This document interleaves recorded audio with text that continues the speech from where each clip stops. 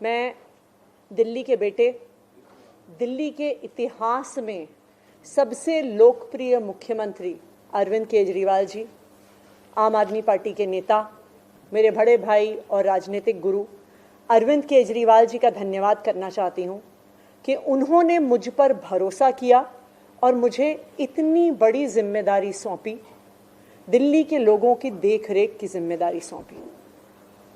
लेकिन आज मैंने मुख्यमंत्री के तौर पे शपथ ग्रहण ज़रूर किया है, लेकिन ये मेरे लिए, हम सब के लिए एक बहुत भावुक क्षण है जब अरविंद केजरीवाल जी दिल्ली के मुख्यमंत्री नहीं हैं।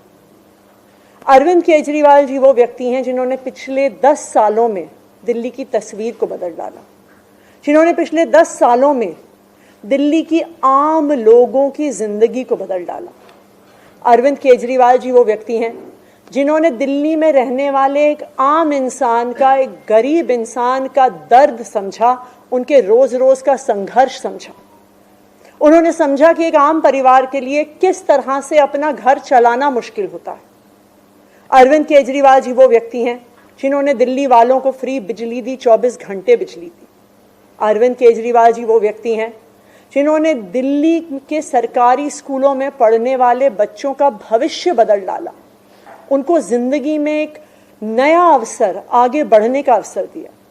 अरविंद केजरीवाल जी वो व्यक्ति हैं जिन्होंने दिल्ली की महिलाओं को शिक्षा में, रोजगार में आगे बढ़ने का मौका दिया, फ्री बस यात्रा देके।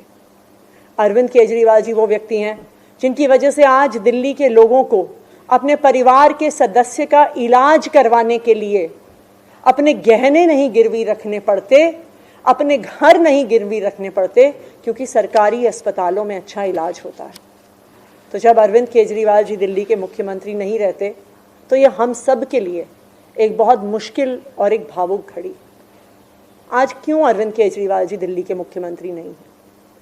क्योंकि भारतीय जनता पार्टी की केंद्र सरकार ने अरविंद केजरीवाल जी के खिलाफ षड्यंत्र रचा, उन पर झूठे मुकदमे लगाए, उनको इन झूठे फर्जी मुकदमों में गिरफ्तार किया, उनको 6 महीने से ज्यादा जेल में रखा, उनको तोड़ने की, उनको दबाने की हर संभव कोशिश करी। लेकिन अरविंद केजरीवाल जी टूटे नहीं, अरविंद केजरीवाल दबे नहीं। अरविंद केजरीवाल जी को सुप्रीम कोर्ट ने जमानत दी, एक ऐसे कानून में जमानत दी जिसमें पीएमएलए में जमानत मिलना लगभग असंभव होता है। और सुप्रीम कोर्ट ने ना सिर्फ उन्हें बेल दी, बल्कि बेल देते हुए केंद्र सरकार के मुंह पे तमाचा मारा और कहा कि अरविंद केजरीवाल जी की गिरफ्तारी एक दुर्भावना के तहत हुई थी।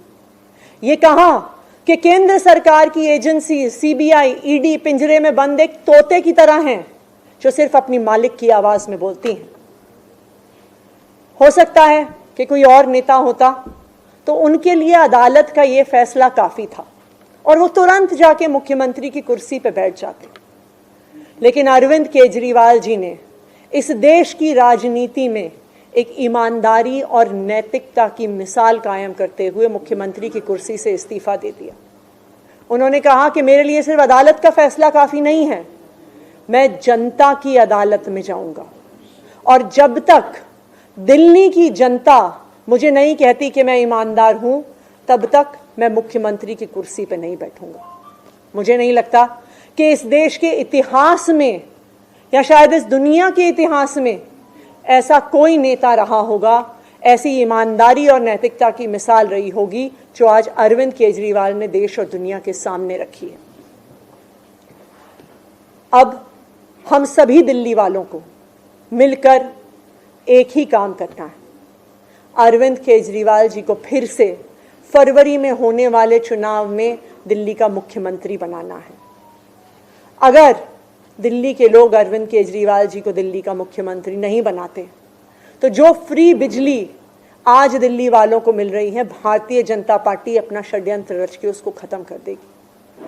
जो सरकारी स्कूल अरविंद केजरीवाल जी ने सुधारे हैं वो फिर से बदहाल हो जाएंगे, मोहल्ला क्लिनिक बंद हो जाएंगे, अस्पतालों में इलाज बंद हो जाएगा, महिलाओं की फ्री बस यात्रा बंद हो जाएगी।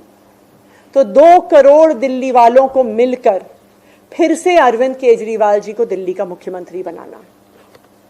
अगले 4 महीने के लिए मेरा यही काम रहेगा कि जो दिल्ली वाले परेशान रहे पिछले 1-1.5 साल में, जब से भारतीय जनता पार्टी का षड्यंत्र शुरू हुआ, जब से भारतीय जनता पार्टी ने एक एक करके हमारे नेताओं को जेल में डालना शुरू किया, जब से भारतीय जनता पार्टी ने एक एक करके हमारे मंत्रियों को जेल में डालना शुरू किया, जब से भारतीय जनता पार्टी के एलजी साहब ने दिल्ली सरकार के काम रोकने शुरू किए, आप देखिए पिछले 2 साल में भारतीय जनता पार्टी ने दिल्ली वालों को परेशान करने में कोई कसर नहीं छोड़ी।